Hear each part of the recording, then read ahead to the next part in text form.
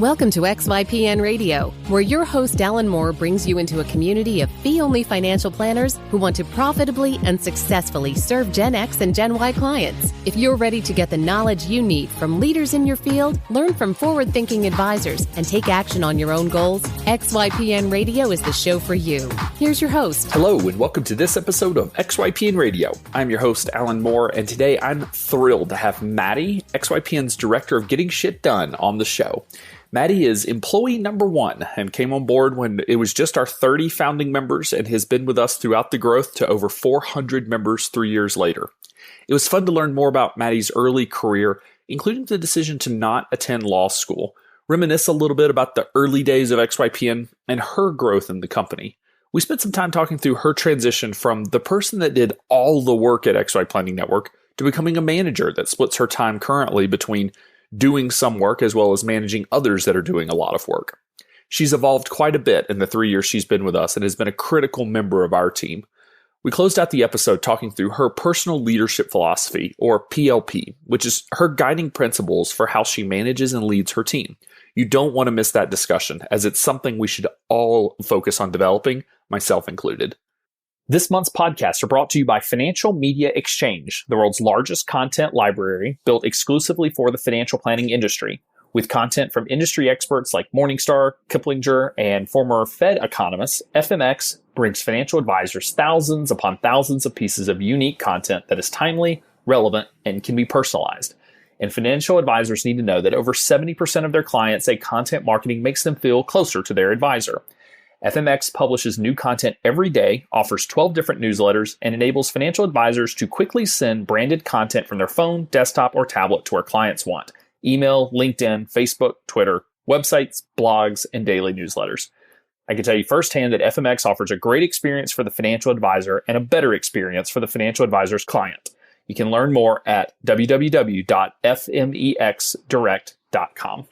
You can find any of the additional resources that we mentioned during the episode at xyplanningnetwork.com/99. Also, be sure to go to xyplanningnetwork.com/VIP to join our private group just for XYPN Radio listeners. It's the community of advisors we've all been looking for that's there to provide support when we need it the most. Best of all, it's free. I encourage you to check it out. Again, that's xyplanningnetwork.com/VIP. Without further ado, here is my interview with Maddy. Hey, Maddy, welcome to the show. Thanks so much for being on this morning. Hi, good morning. I'm excited. I cannot believe it has taken me until episode 99. One, I can't believe we're on episode 99. And two, that it took till episode 99 to have you on the show. But I am thrilled to have you on. As I mentioned a little bit in the intro, Maddy has been our Director of Getting Shit Done at the XY Planning Network for 3 years now, because it's May of 2017. I cannot believe it was May of 2014 when you and I first sort of met, which we can talk about when you came on board of the XY Planning Network. But I'm excited to talk through sort of your career path and work at XYPN and sort of your growth and development as a leader and as employee number one. So let's talk through just sort of your background before you came to XY Planning Network. When you were in college, I guess, what did you think you were going to be when you grew up? Thanks, Alan. I've been looking forward to this. During college and even before college, I spent a lot of time thinking I'd be a lawyer. I really had every intention of going on to law school and continuing my passion to defend the little guy. And I participated in a program called mock trial all through college. And so after college, I ended up emailing an old boss of mine. I had an internship during one of my years in college to work at a law firm, a nonprofit law firm. And I sent my old boss my honors thesis right at the end of college. And he responded with, "Hey, we have an opening in our Seattle office for a paralegal." So I knew I wasn't going to go directly into law school. I was a little scared of taking the LSAT, quite frankly. And I had seen some of my friends go to law school right around 2008. And that was a really tough call for them. I had the intention of going on to law school, but I wanted to work a little bit first. So in college, I had studied ethnic studies and politics, and ultimately really kind of honed my focus towards Native American law. And I wanted to pursue that. But when reality struck, I was graduating in May, I had to get a job. I opted to be a paralegal for a couple of years, and that really kind of started my professional career. It's amazing. Law school was like the thing to do, right? Like I remember when I was at school, it was like, that's where you go to get a good job. That's going to be good pay and it's all going to work out. And I was in school, I guess around the same time you were. And that is, we all of a sudden see like, oh, lawyers, like law grads aren't getting jobs all of a sudden.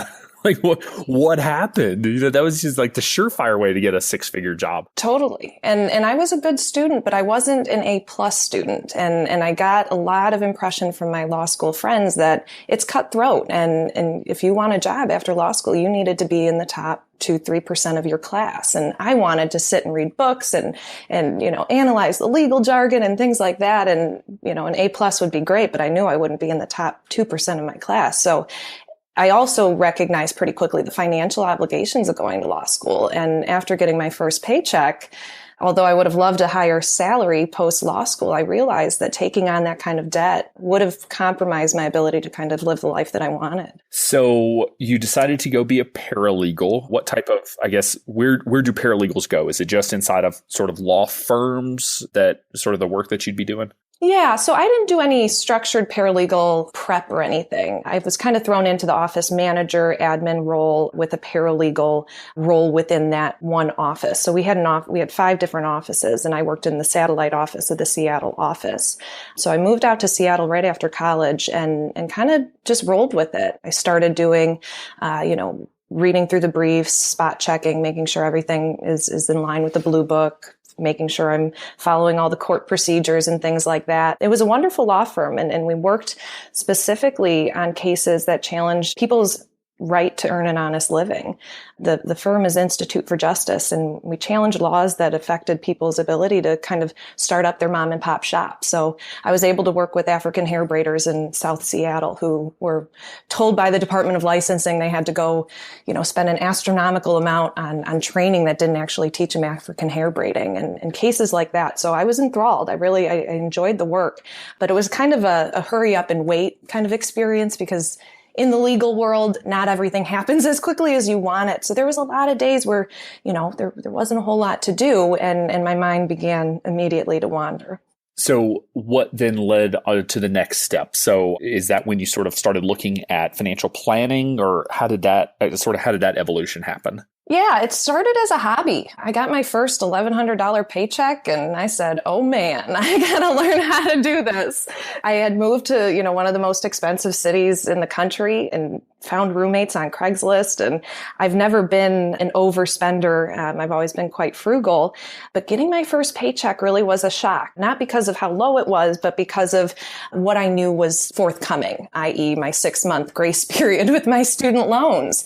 I tell people still to this day that those 6 months are the most important months you can really start ingraining good practices with, because that's when you put yourself on the lifestyle that will allow you to have to pay back those student loans. So I really, out of necessity, but also out of interest, I really started doing a lot of research on personal finance and just tracking my own dollars and cents. I mean, to the cents. I have stacks of paper with my spreadsheets of every single thing I spent my money on the first few years of Seattle. And I didn't have any desire to make this a profession. I thought, oh my gosh, I have this liberal arts degree. I'll never, go into the finance world. And I really didn't even know it was accessible to me at that point, but it was a hobby. Then I started writing about it, and I took the leap and opened a blog called ballingonabudget.org. I could not get the .com.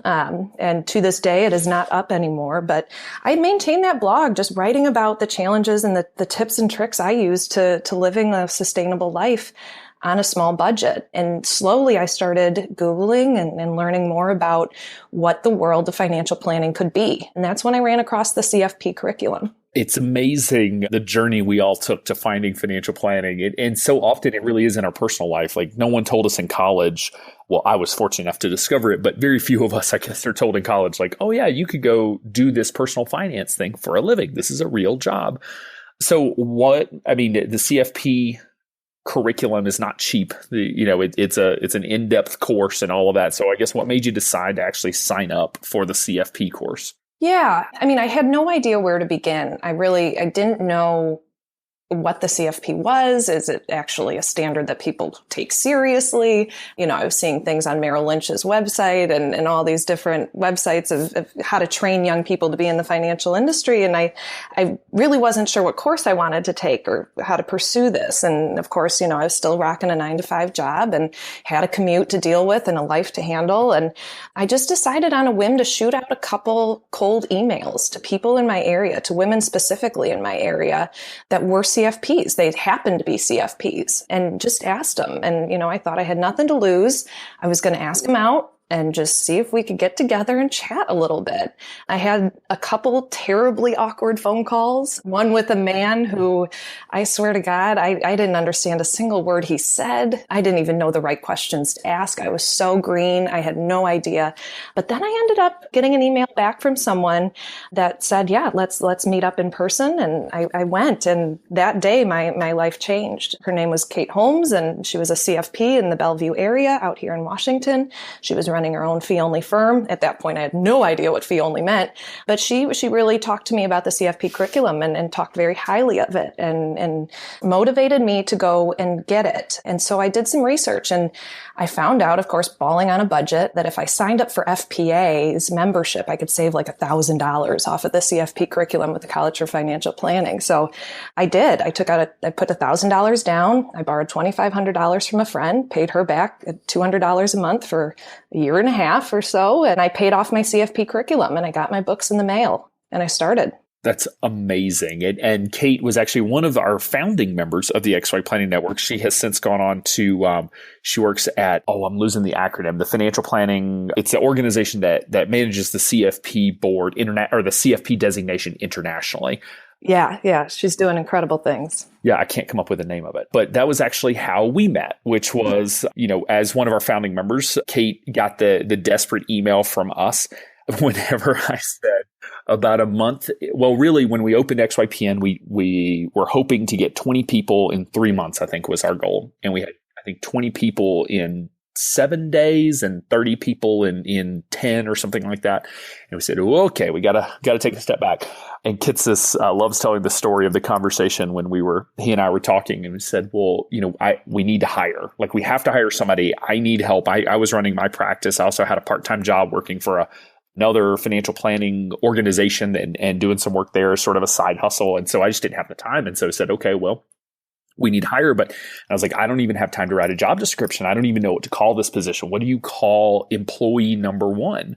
It's like, well, I don't need a bookkeeper. I don't need a ops manager. I just need someone to come in and get shit done. And Michael said, well, let's just post it as director of getting shit done and see who shows up, which was exactly where that came from. And so we posted for that position because that was what we needed. And Kate made the introduction.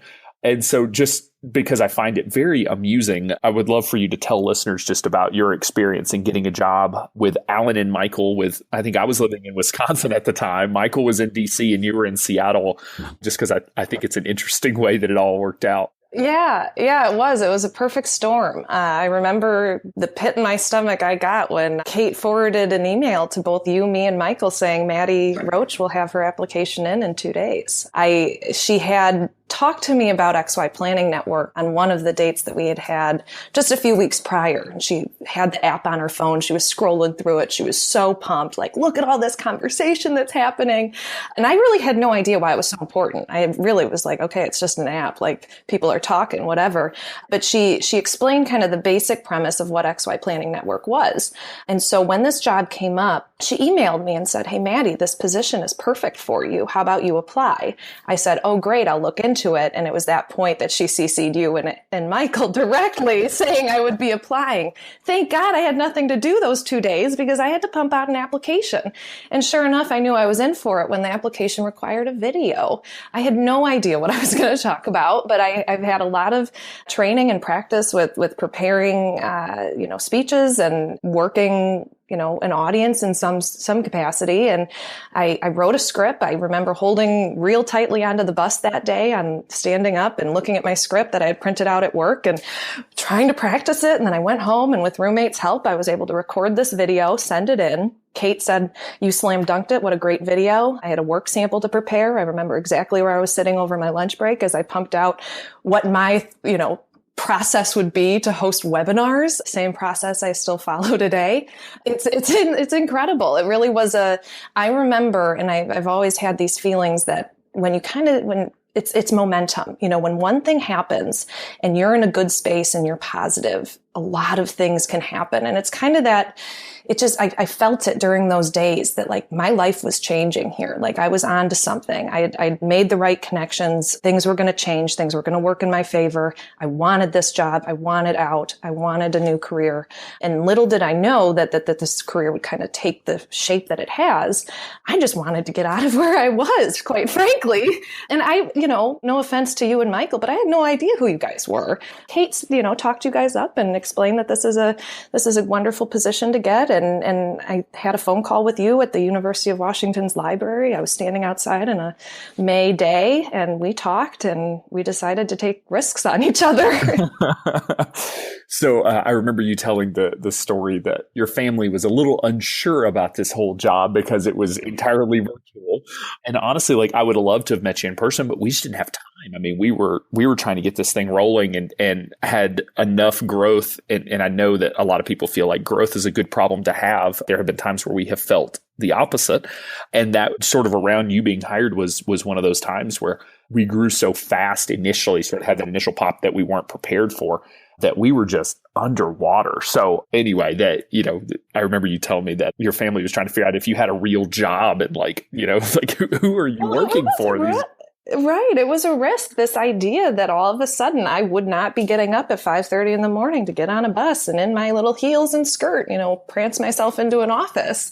It really took them off guard. And of course they were worried about my finances and worried about, what I was doing. And they did their research, and they knew I had started the CFP curriculum at that point, was working hard, and it was in the industry. So it was worth it. But it was certainly a risk. I really didn't know what I was getting into, but the relationship I had made with Kate and the research I had done about this, I knew that it was worth it. At the very least, I'd get some different experience. And, after 4 years at a law firm, being a paralegal is probably the best position any new college grad could have, because it really does train you to do a lot. And it's applicable kind of cross industry. You can always pitch the paralegal experience really to any industry and any job position. And so I knew I had that, but I wanted something in the financial planning industry. And this was it. And although I didn't get to meet you until I think September at FinCon, like 4 months later, I was ready to take a risk, whatever it meant. And all of a sudden I had a bright blue Chromebook in my mail, and I wasn't going to an office anymore. Yeah, it's funny. In 3 years, I don't think I've ever seen you in heels, much less a business skirt. I know, I've retired all of that. It's funny that you say that about paralegal work, because I used to joke that every job description said detail oriented. And like as a business owner, I hope to one day write a job description that says detail orientation, not necessary. Not necessary, right. Because like every job says that.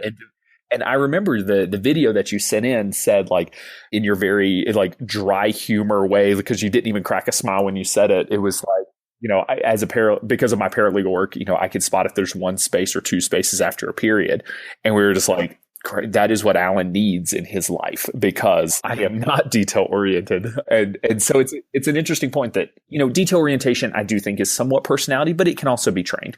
I think that it's probably a skill set that I just ignored for as long as possible, and then just hopefully got to the point where I didn't need it. But that is a really, I don't know, it's a great thing to be able to sort of leverage as you're getting into your career. But one of the things that you mentioned was obviously going from, getting up at 5:30 in the morning and going to work. And then, you get the job at XY Planning Network, and suddenly you're working from home and you don't have to put on a skirt. You don't even have to put on pants most of the time if you don't want to. How was that transition for you, going from working in an office to working at home? Because that's something that listeners, especially if they're going to be launching their own firm, may definitely be dealing with themselves, is no longer given that, I guess, I'll call it artificial structure in the day, and sort of they get to create it themselves. Sure. I didn't hate going to the office, and I loved working with people and I loved working in an office environment, but it was the flexibility to work when I wanted at home that I think gave me the most ability to kind of work at my best. The house itself, working from home is wonderful. You can make coffee whenever you want and you don't have to get dolled up or anything, but it was the flexibility to be able to turn on my computer when I felt my mind was right, as opposed to sitting down at 8:30 in the morning and saying, all right, now I've got to be, in the right mind state to get some work done. Working from home lets you kind of decide what your best natural work system is. And it's evolved over these 3 years. I mean, I used to do a lot of work really early in the morning and I used to do a lot of work really late at night. Nowadays, I work almost always an 8 to 5 time frame. I'm on call during those hours, not just because the job needs it, but because I find that my life now kind of wants me to work 8 to 5. My mind's sharp during those times. And God, past 6 o'clock, I'm not, I don't want to think about work. And, back in the day when I first started though, that was, I was sharp late at night. I loved working late at night. It was quiet. I had my windows open. It was dark and I could just pump out what I wanted to pump out. But working from home was a big transition. You don't want and I don't think I'm the only one, but you don't want to abuse it, so you almost work more than you need to because you feel bad, like you're not working enough because no one's seeing it, you have to show that you have tangible things that you're doing. And that was a hard adjustment for me to, and for our members who are running their own practices, they probably feel like, did I work enough today? Boy, I took that walk midday. Did I, waste an hour or whatnot? But yeah, it's been an adjustment and things are different now 3 years in than it was when I first started. That's a good point as well, is that, when it was just you and myself and we had a part-time marketing associate that was helping us out, Kaylee, because she was contract at that point. It's obviously different that if you're responding to emails at 2 o'clock in the morning, that's fine. And as we've gone and you start to manage people and now, less of your job is doing things and it's more of managing people that are doing things, that obviously some of that structure has to change. But, it's definitely a reality that when you work 9 to 5 in an office, you are not productive from 9 to 5. We all know that. And yet when you work from home, it is interesting that, you feel this pressure, like I have to work all day and do as much as I can. It's like, well, you probably were only actually working 15 hours a week, even if you felt like you were working 40. And it's not to say you literally only work 15 hours from home, but that you can sort of give yourself a break and that taking a walk midday is the best thing you can do to be energized and rejuvenized for later in the day and get your energy back as opposed to just cranking. And the quality of work got better. It really was that an hour of me when my mind is sharp is 4 hours of me when my mind's not sharp, so you're getting a better bang for your buck. I'm not having to work as much because I'm not taxing myself at hours of the day that I'm not motivated. I can really sit down, and I think you and I are similar in that way, that when we sit down, we work until that thing's done and then you turn off. I'm able to kind of hit it hard and then go out and decompress a little bit. And it's something now actually in year 3 that I'm challenged by is holding myself to that. Get outside, go take a freaking breath, Maddy. And whereas back in the day, it was a little bit easier to do. And I think, obviously our network's changed over these years, but yeah, it's been a neat evolution. And I now have a dedicated second bedroom in an apartment that I call my office. It's not nearly as dreamy as I imagined my office to be one day. It's kind of a makeshift office, but it's a place that allows me to close the door, which was really important. And I think it's important for our members and anybody going out on their own, is that if you're going to work for yourself or work remotely, you've got to be able to learn how to turn it off. And a door was what I could do. I couldn't always close my computer, but I could certainly leave my office space. And that was a big change for me this year. That's really good advice. I think that we take for granted working from home, that it's no big deal. You just work from home and it'll just be fun. And I think it's hard. There are a couple of pieces that come in. One is, like you said, I totally agree. You need a dedicated private workspace that allows you to sort of go into your zone, because our brain sort of allows us to sort of click on and click off. Okay, this is work mode. This is home mode. And if you're always working from the dining room table, it's it's at home. Is it work? What are we doing? And I think that's when you start getting this sort of bleed over into, you're answering emails at 8 o'clock at night when you're supposed to be, having dinner with your spouse or significant other. But also setting the expectation for other people. And this is one of the things I did not anticipate was that, I actually moved last week here in Bozeman, just from one apartment to another. And I called my CrossFit coach because I know he has a flexible work schedule. And I was like, hey, man, you want to come help me move? You're strong and available. And we were laughing about it. And he was like, yeah, I always get the call to help people move because everyone knows I have a flexible work schedule. And I felt bad because I realized that I had done to him what I hate when people do to me, which is just assume I'm available because I work from home. And that is a piece to sort of set the expectation with others and then also with significant others. I am fortunate enough that my fiance and I both work from home, which also presents its own challenges that we like to stop in each other's offices from time to time. And just like, hey, what you doing? It's like, I'm working, why are you in here? And those are the pieces that I think it's just important. I don't know that there's like the keys to success because everyone has their different list of 10 things to be successful working from home. But like just to be aware that it's not innate. We're not born with this ability. It's not easy, that it's a transition. It has its advantages, but also its disadvantages. Yeah, that's a really good point. I think the most challenging part of it was a personal, in the friendship realm that I think I had, this expectation, well, oh, Maddy works from home. She can hang out all the time. And then there was kind of this like, well, what's Maddy doing? Why isn't she working? It's 3:00 in the day. People didn't really understand it. It really, even amongst my crew that they just didn't get this working from home thing. And I didn't get it when I started. And it was hard to draw those lines. And it has affected friendships. And I think you say you work from home and kind of the conversation stops there because people, they're not interested in knowing what you do. You get to work from home. You must not work then, It's like, well, no, there's some nuances to all of this, but it's been I think I've gotten into a good rhythm now, but yeah, in the first year or two, it was a challenge. So I'm interested in hearing more about sort of your transition with XYPN. When you started, we had 31 founding members. We now have over 400. So it's been a little bit of a shift. Started out just you and me part-time because I had other things going on. So you were the only full-time team member. And now we have, I was trying to do the math, 8 or 9 full-time now, something like that. Plus we have a couple of 20-hour-a-week folks and a couple of interns. So like it's been a bit of a shift. And so I'm curious in sort of your experience going from, basically you did everything. A little bit of everything. You're doing a little bit of marketing, a little bit of sales, a lot of member services, a little bit of operations to sort of over time, I guess, focusing and becoming more specialized and really becoming sort of our director of member services, director of member engagement, and letting other people do some of those other components that you were doing originally. Yeah, it was really interesting to watch this all change and to be part of it. As the first hire, I felt a lot of ownership over it, and you gave me a lot of ownership over it. And I remember feeling almost offended that we would hire a marketing person full time. Like, well, why would we need that? And you always, and Michael always talked about,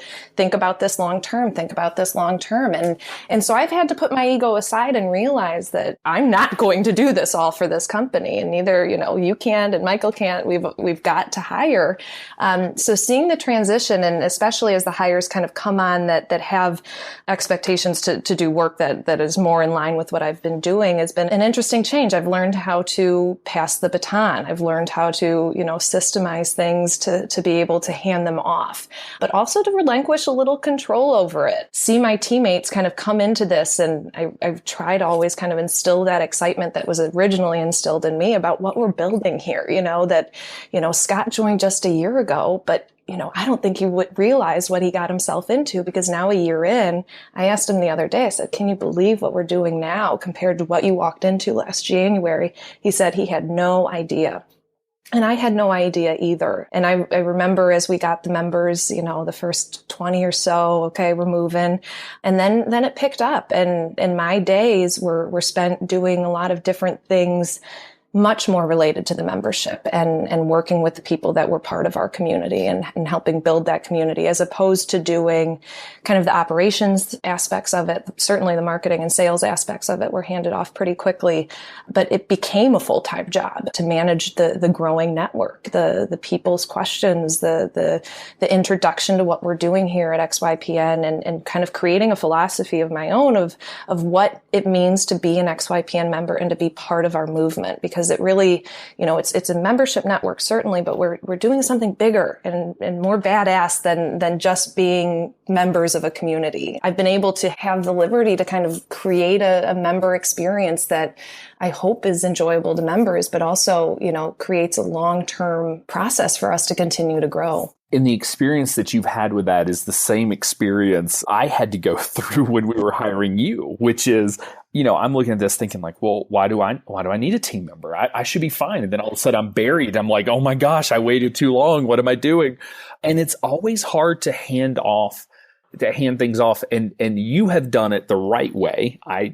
We obviously waited and just didn't really know. So nothing was documented, but you made a great point of documenting things so that they can be handed off. And I think that's something we reiterate with a team time and time again, is like, document yourself out of this task, because you will probably grow out of everything that you're currently doing. You are slowly going to grow out of, and more team members will come on, assuming we continue to grow, and will take on some of these various tasks. So document it to the point that you can actually hand it off and continue to sort of shift yourself into focusing on things that are a better fit for you, but it is weird. It's weird to give up. Like, I've talked about this several times before. It's like, it was weird for me to give up sales.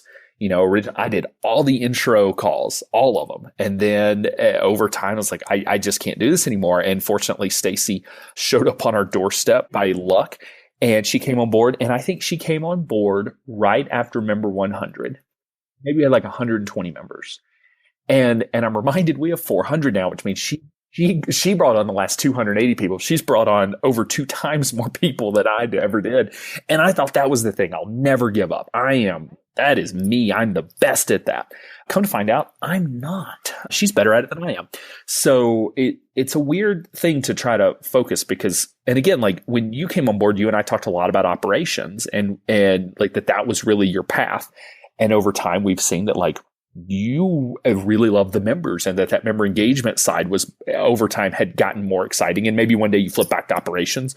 Beauty of a growing company that you can do that. But it's just it's an interesting evolution that we all go through as we continue to grow. Yeah. And it was hard for me, at least when I started, to visualize the end product of what we were working for. And that's where you and Michael came in and always kind of challenged us as a team to think long term about it. And that was to relinquish the control, was like my inability to see what we're going to look like in another 100 members, in another 5 staff members. And now that I see it, like, oh, that's so not member services. That's so advisor success. And I'm still checked on it. I still have to, frequently apologize to my teammates. Sorry for overstepping. I don't mean to micromanage.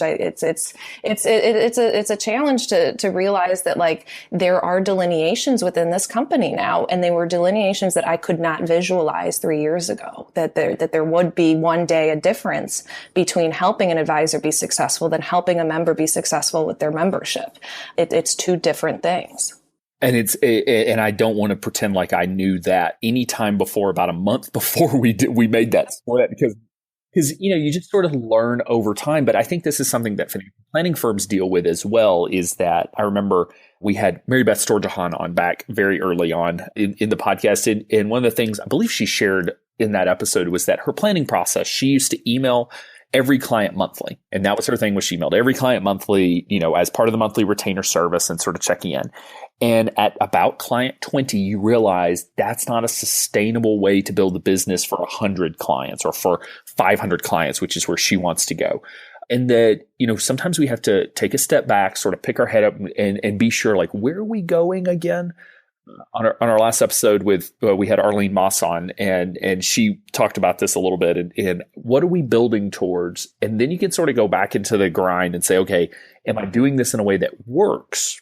Because the process, we grew by 20 members from the day you were hired to the end of the year. So you were brought on in May. We closed the year at 49 members, I guess. So 20 members in 8 months. It was amazing. We have had 40 member months now that, twice that. And so it's just amazing that how you have to continue to, I guess, develop new processes and systems, because what you do at one point early in your company does not work later on. Yeah, absolutely. And to keep thinking about what the next year or so is going to look like is something as an employee just wasn't inherent to me. I was task based. I was looking to get the next shit done, and I couldn't ever really pull my head out and say, okay, now I know where we're going. Now year 3, I can certainly envision what year 6 is going to look like and can adapt to that. But when it started, it was a different ball game.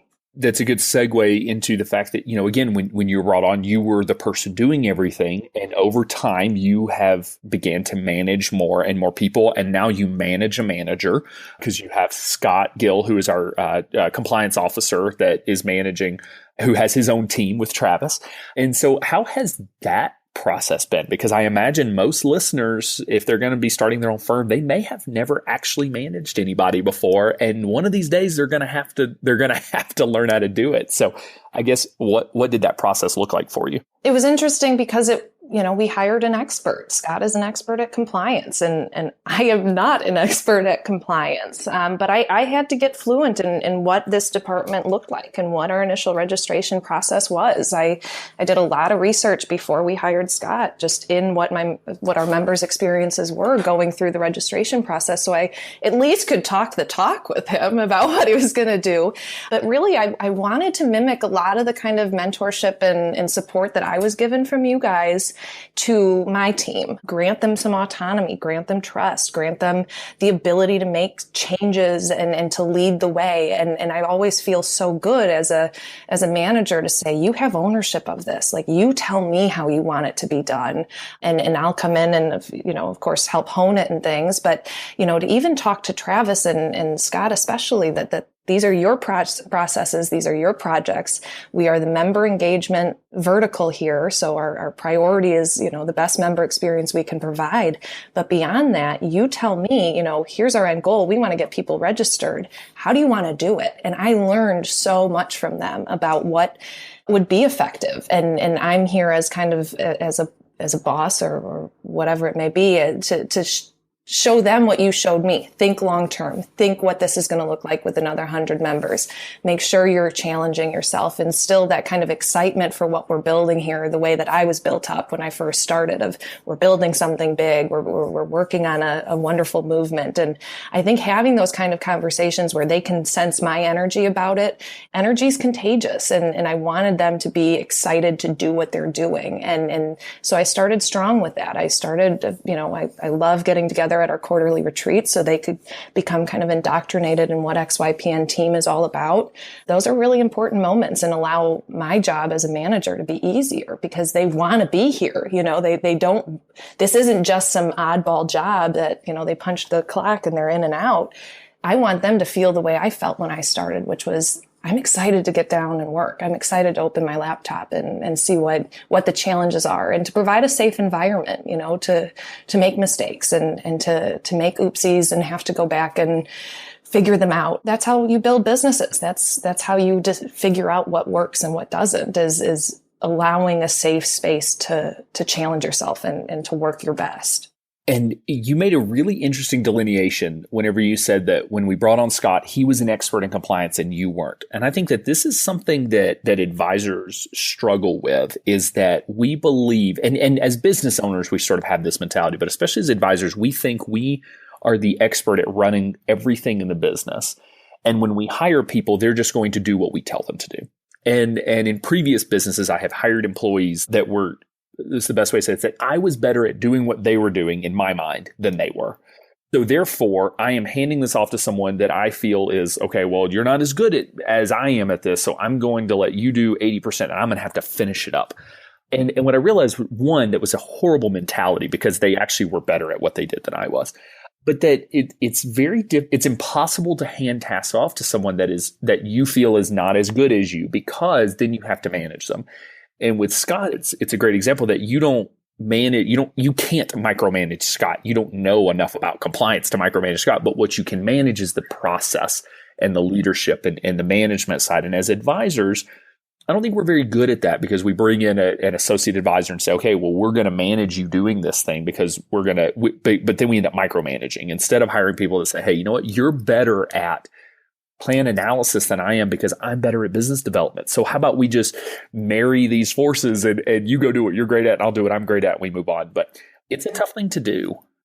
And to always, as a manager, what the end product needs to be, but then let them define it. I don't care what our 7 steps or 12 steps of our initial registration process are. They can tell me that.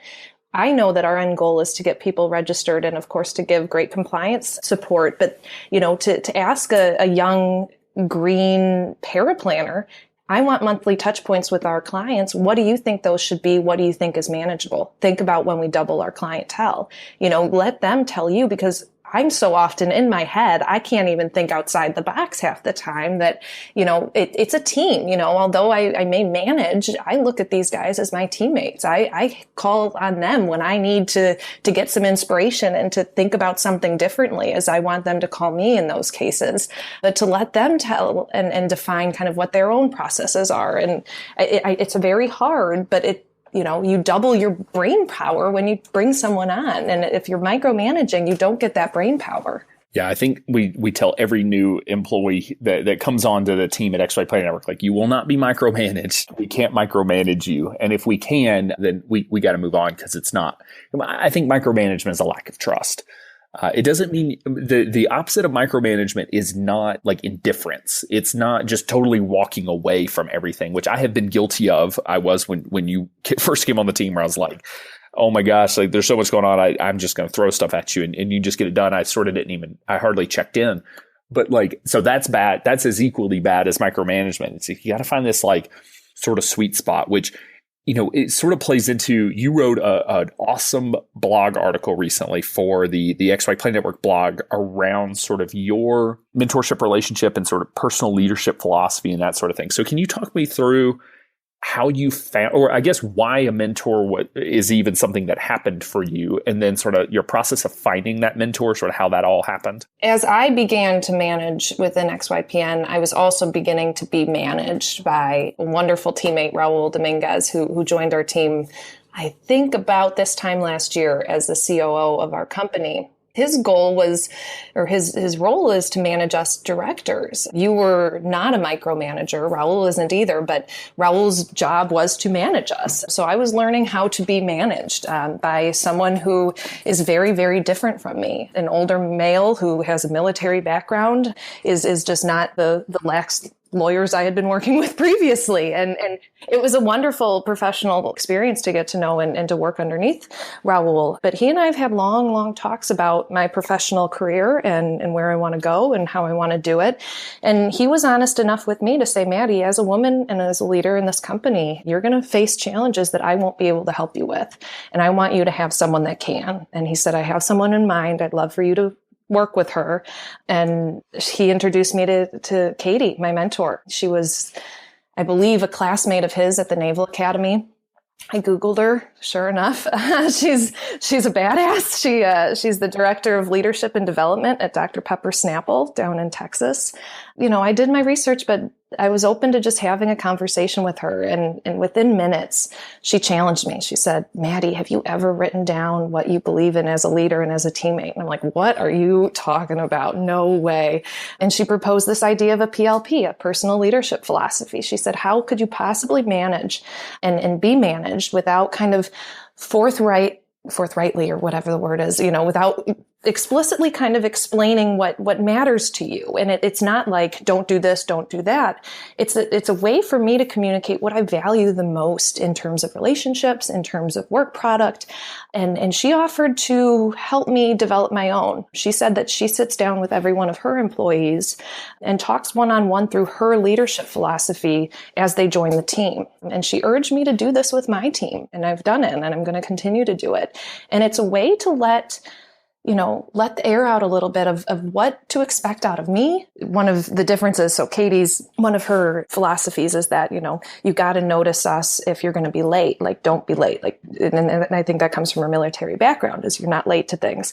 Now, that didn't make it onto my personal leadership philosophy, because I'm a little bit more lax. If you're 5 minutes late, you're 5 minutes late. I can do other stuff, but it allowed me to really kind of write down what I wanted and valued the most. And I read a book about it. And I talked with Katie about hers, and I started putting some words on paper. And it's been an incredible change, because now I'm being held accountable the way that I'm going to hold my team accountable for their actions. But I've got to hold myself to these things now, and I put in, and she recommended that I put in things that I want to hold myself to, even if I'm not perfect at it. If I vocalize it early on in a relationship, I can have the liberty, or give the liberty to other people to hold me to these expectations. And that role, that experience has really been incredible. So I had never heard about sort of developing a PLP or personal leadership philosophy before you started working with Katie. And so you mentioned that you have that you read a book. Was that a book about developing a PLP, or was it just sort of connected to it in some way? Yeah, it was. It was called The Leader's Compass. And I know that there's a lot of writing about personal leadership philosophies out there. If you just Google it, I do think it's kind of from, or more common within the services, armed services world. I don't know if that's the right lingo to use, but, I'm not surprised that this book really kind of outlined in a fictional way someone's experience kind of working in an office with a team, and the challenges that he faced, and kind of the takeaways that he got from that. I liked what Katie kind of started it off with is she urged me to think about the different leaders that were effective with me over these years, and who were the coaches, who were the teachers, who were the people that had the most impact on me, and asked, to think about why they were so impactful. And this book, kind of put a nice perspective on it, certainly in a working environment, about what matters, timeliness and clarity and clear communication and expectations and things like that. He didn't, I don't believe, ended up writing a PLP, but it helped trigger some of those thoughts about, when working with people, what is it that you want to hold them accountable for, and to be held accountable for yourself. Makes sense. So can you share, I guess, you don't have to do the whole thing, but just a few tenets of your leadership philosophy, just so I can understand sort of what goes into this? So I sat down, and Katie said, don't be shocked if your leadership philosophy ends up looking like hers, at least in terms of format. Really, you could put it into a slideshow. You could put it into a Word document. It could be a paragraph written type. I ended up doing kind of a bullet point list of things that were most important to me. But really what I think had the most impact on me, or was the most effective part of all of this, is that I couldn't start it until I had context for what our mission was. I knew what XYPN's mission was, and I wrote that down. But then I thought, I'm a director of this vertical, the member services vertical. What's our mission? And having done some reading about, memberships and creating communities, I was able to put together, a short mission statement. And I had that right at the top of my list. And it's to provide consistent, enthusiastic, and high quality member experience. And it was under that umbrella that I could start writing kind of the tenets of my theory. I really felt like, okay, now under this umbrella of like wanting to provide consistent and enthusiastic and high quality experience, what are the most important things? And I defined, my role as a leader is to provide an environment to help, grow professionally and within the company.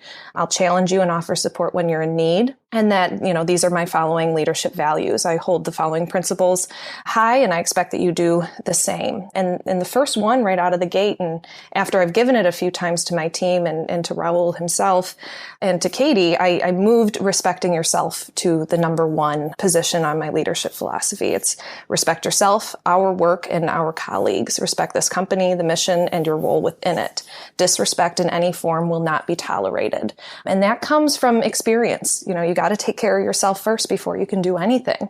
But certainly respect this company and the work and your colleagues, because when disrespect starts entering into an environment, I'll shut down. I don't tolerate it. I try to be quite respectful of people, or who they are as humans, or who they are as family members and as colleagues. I want to look at people in a holistic way, and I want people to do that to me and to respect me as Maddy, the person. But also, I need to respect myself. I need to make sure I'm sleeping well at night. I need to make sure I'm working out and making sure that I leave the house and breathe the fresh air of the Pacific Northwest once a day. And that was my first value. And the second one is to always work hard and to challenge yourself and to find that intrinsic motivation with each task, and to develop a work ethic that you're personally proud of, because in this environment, in the virtual world, no one else is going to tell you if you worked hard. You're going to tell yourself you worked hard. And then that goes back to what we talked about originally from working from home, that you kind of always have this pit in your stomach of like, oh, did I work enough? And, it's important for my team to develop an intrinsic value to their work and to say, okay, as Travis, I want Travis to be able to go to bed at night, even though he only talked to me once during the day and talked to Scott a couple times and talked to a few members, that he can sleep well at night knowing he worked hard. And that as a leader, I want to be able to, promote and make him feel like his work is worthy and that he has worked hard. But I want him to challenge himself on finding value and a work ethic that he's proud of. And I believe that hard work is contagious and motivating to others. And I want that among our team, that when I see Travis work his ass off, that makes me want to work my ass off too. Yeah, the same way that laziness is also contagious. That if you're slacking, especially as a manager, it's hard to get motivated when your manager is slacking. So just out of curiosity, how many bullet points is the entire PLP? It's 12. It's 12. And some of them are short and some of them are long. Integrity's on there. Being humble is on there. But one that I particularly like, and Raul laughed at when he heard me say it, and I knew he would because I put it in there for him, because it's something I want to hold myself to, which is propose solutions and not just problems. That was something that as a director, I've been challenged to do. This is not the environment anymore where I can just in Slack drop an issue into Slack to you and Michael and say, fix it. I have to propose a solution for it before I seek, input. And that was a very valuable professional lesson I learned. And it's one that I value and I will hold my people to and my team to, that I expect if they run into a problem, propose a solution with that problem, because I will best be able to help you if I have an idea of how we can start helping, each other. I love it, because the truth is many of the issues you run into, we don't know how to fix it. And probably you're the best person to fix it. You may need a sounding board to bounce ideas off of in terms of, hey, this is what I'm thinking. Maybe there's some information out there you're not aware of, or a conversation that happened between me and Michael or Raul and a vendor or something. But that ultimately, if you're running into the issue, you're probably the best person to fix it, even if it doesn't feel that way. No, that's really interesting. And I said it's fascinating because sort of like developing a mission statement for a company and developing your core values, it's really easy to just sort of copy and paste what other people have done to say like, oh, integrity. Oh, integrity sounds good. I'm going to put integrity on my list. That should be an important one. But as you dig in, you start to realize like, okay, well, you had a great example with Katie, like timeliness, being on time. And that's really important to her. And it's easy to look at that and go, oh, of course that's really important. I'm going to put that on mine. But it's like, no, it's really not. Like I don't care. It's okay if you're 5 minutes late. Like 15 minutes late is an issue. 5 minutes late is fine. In the military, if you're 5 minutes late, you're fired. So like anyway, it's going to be different for everybody. Yeah, and I'm excited to hear Scott and Travis's when they write theirs, because I'm going to learn some things about them. They know that I value hard work and challenge, like a personal challenge. I value that in my teammates, and I value respect. If Travis writes that he values, having, Katie used this example that she learned from one of her people, that he really is not with profanity. He does not like swearing. And he wrote that in his leadership philosophy. And she said, Maddy, I've got a dirty mouth. And I learned that one of my guys does not like that. And I would not have known. She would not have known that had he not written his own personal leadership philosophy. And I hope that this becomes something that we as an XYPN team do within our verticals with each other, so we can learn about each other. This is our opportunity to say that, integrity is really something I value. I trust you wholeheartedly, and I trust people I meet wholeheartedly until they give me a reason not to. And that's something important to tell my team, that I will thoroughly trust you and your work ethic until I have a reason to believe that maybe you're not working hard or challenging yourself or respecting yourself. If I sense that you're, really not treating yourself with respect, I might have to raise that issue. Yeah, and all of this stuff can be amplified, especially in a virtual environment, and just how important it is to have really high levels of communication and again, just be on the same page, because it's interesting that not everybody on the team will have the same leadership philosophy. And so your philosophy will be different from Raul's, which will be different from mine. And that's okay, but we all have to sort of connect and intertwine those. It's a really fascinating exercise, and not one I've gone through myself yet. I would imagine, since this is again an example of me delegating, is that Raul took this upon himself, and I'm sure he will start pushing this back up the line for myself and then for Michael to get involved in. It really could be helpful, and I think in the unique world that we're working within, that currently our team is virtual, it's incredibly important we learn about each other, because our team wouldn't know anything about my values until I told them my values. We don't have lunches together. We don't have water cooler. We don't have a personal relationship with one another outside of our retreats. So, how I love the new things that we're doing within the company to promote interaction between teammates. But this is our opportunity to kind of say, hey, I'm this kind of person. And the way Strength Finders, put a big perspective onto how we all work, this is hopefully going to put a perspective onto how we all work. So I know Scott really appreciates, detailedness and attentiveness and things like that. And I know, Raul is going to have focus on there and paying attention and making sure you're giving the person the respect that they deserve when they're speaking, because I've been challenged on that before as a person who's being managed. No, that makes sense. Well, Maddy, thank you so much for being willing to share that. I know it is very personal, but I hope this is helpful, or I expect it to be helpful for listeners as you start to manage. And even with that first employee, this is something that I should have done when you came onto the team, and something, obviously your leadership and managing is something, we're not born innate managers. It's a skill set that has to be learned. But so as we're sort of coming to a close of this interview, I will ask you the question. I don't know if you prepared for it or not, having probably listened to many episodes to know it's coming. And it's always funny that, those who listen to the show the most always prepare the least for the question. And that is, if you could go back maybe to the Maddy that was first starting to work for XY Planning Network. So sort of to your younger self, if there's one thing you wish you could go back and tell yourself, the one thing you wish you had known then that you know now, what do you think that one piece of advice would be? Oh, that is a tough one. I love where I am at right now. And that makes me want to say I wouldn't have changed anything. But the piece of advice is to trust yourself, trust your work. I think me and a lot of our members are hard on ourselves, almost to a fault, and to give myself a break a little bit, to know that what I was helping with was going to pay off. That's a good question. I would love to come back for another episode and have a prepared answer for that. But really to trust yourself, if you believe in what you're doing, you're going to create good work and a good work product. And it's contagious. Energy is contagious. And knowing that this team would have grown to where it was 3 years ago, I wish I had known, because I really didn't. I mean, I really had no idea that this was going to be what our company was going to look like. And, it's always easier in hindsight to do things. But I think to just trust that what I was doing was right, because I spent a lot of time worrying that I wasn't right and that I was doing it wrong. So that's probably that can really limit you, because and I will tell you, as a manager, it can be very hard to trust people that don't trust themselves. It's a very frustrating experience. Be like, I'm obviously trusting you. I gave you all this responsibility. Just embrace it.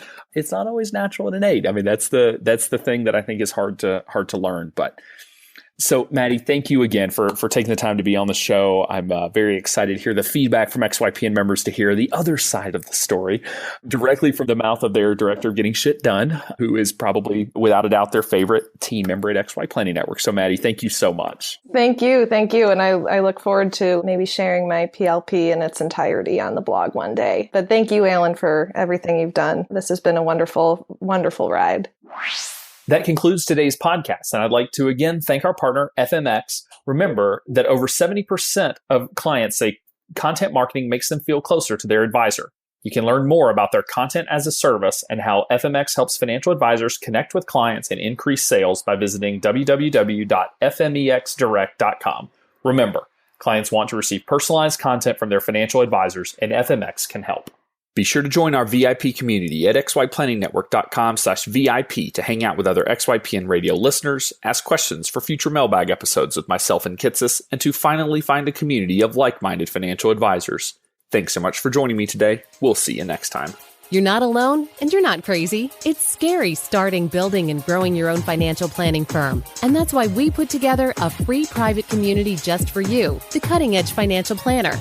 Go to xyplanningnetwork.com/VIP or text XYPN Radio to 33344 and join a network of thousands ready to change the lives of Gen X and Gen Y clients.